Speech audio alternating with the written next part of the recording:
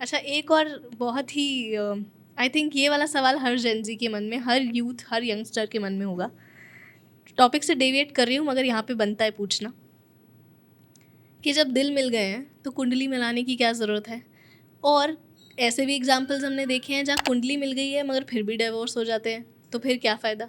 जो कुंडली मिलान जो होता है वो दिल का ही मिलान।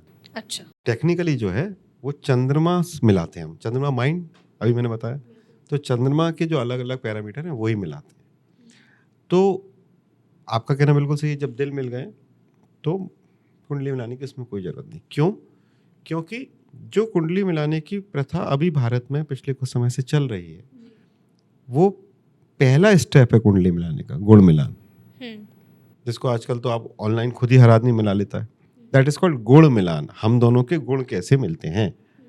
गुण मतलब मन, राइट, क्वालिटीज, राइट।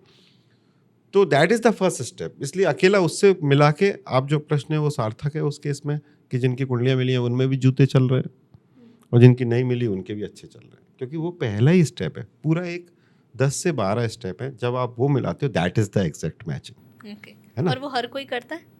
काफ़ी लोग करते हैं, उसका रीज़न है आजकल ज़्यादा लोग करते हैं। बिकॉज पहले क्या होता था कि आपको इतना एक्सपोजर नहीं होता था पार्टनर का शादी करने से पहले। जैसे हमारे मम्मी पापा ने शादी किया, हमने भी जब शादी की तो अरेंज मैरिज सेटअप में बहुत ज़्यादा एक्सपोजर नहीं होता था, राइट। तो वो इसलिए पत्रिका लेकर आते थे, क्योंकि जो व्यक्ति मुंह से नहीं बोल रहा वो हम पत्रिका में देख सकते हैं। अब जैसे पहले लड़कियों को ये ट्रेनिंग होती थी कि भाई आप गर्दन झुका के बैठे रहना, कोई लड़का देखने वाला है, जो प्रश्न पूछे जवाब देना। लेकिन अब वो लड़की गुस्सैल है तो आपको तो अब पता चल रहा है कि दुनिया की कितनी माएँ गुस्सा कर रही हैं। तो वो जब वो पापा के सामने बैठी थी तब थोड़ी गुस्सा हो रही थी, यू सी दैट। सो उस समय वो आवश्यकता थी, इसलिए वो मिलाया जाता था कि चार्ट दिखाते थे भाई ठीक ठाक है सब।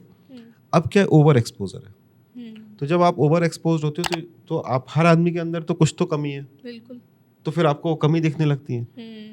तो अब इसलिए जब आप शादी के लिए जाते हो जी, आज के डेट में मैक्सिमम लोग कंफ्यूज्ड हैं, बिल्कुल। मैक्सिमम लोग। क्यों? Because they are over exposed to each other, they are almost living with each other or maybe having relationship, going out with each other, maybe out of town, so there is no suspense factor। और प्रेम में ना विस्मय सबसे बड़ी चीज है। आप जिससे प्रेम करते हो उसमें कुछ भी खोजने को ही नहीं बचा आप में, तो फिर क्या बचा उसमें? अब आप बोलो इसके तो पूरे खटके मुझे पता है, यहाँ दबाती हूँ तो लाइट जलती है, यहाँ दबाती हूँ तो पंखा जलता है, तब क्या बचा इस आदमी के अंदर?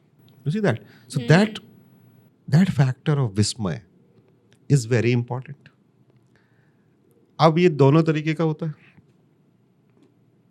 तो अफेयर के अंदर या रिलेशनशिप के अंदर जरूरी नहीं है कि व्यक्ति का रियल सेल्फ बाहर आए। आप 15 मिनट 20 मिनट मिल रहे हो एक दिन में, सब इतने बिजी हैं, कौन गाली गलौज दे के बात करेगा इसमें? ठीक है यार, बोल रही है बोले, चल आगे चल। सो रियल सेल्फ नहीं आता। रियल सेल्फ आता है जब उसका चार्ट हमारे सामने होता है कि भाई ठीक है, he is a nice man, but आप तो then we tell the person he is a very nice guy, but इसका ईगो बहुत है भाई, तो अगर तुम्हें शादी करनी तो इसका ईगो पैम्पर करके रखना पड़ेगा। अगर आप ऐसे ही अपनी नॉलेज को अपग्रेड करना चाहते हैं, मोटिवेट होना चाहते हैं और साथ ही साथ एंटरटेन भी होना चाहते हैं, तो हमारे चैनल को hocus focus shorts and clips को सब्सक्राइब कीजिए।